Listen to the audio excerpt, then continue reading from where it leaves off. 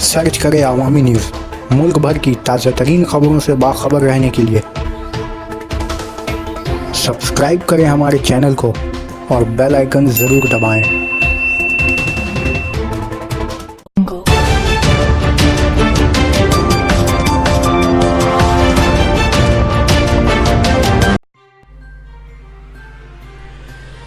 इकबाल अहमद के घर सीबीआई की टीम पहुंची।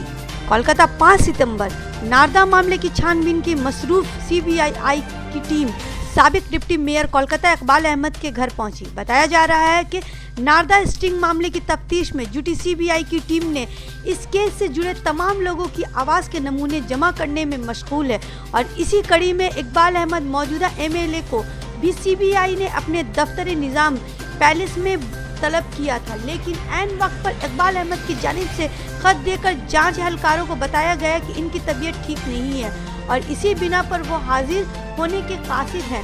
ताहम इसके बाद सीबीआई की टीम ने आज इकबाल अहमद के घर पहुंची ताकि इनकी आवाज़ के नमूने हासिल किया जा सके, जबकि इस मौके पर जांच टीम ने 2 गवाहों को भी अपने साथ मौजूद रखा।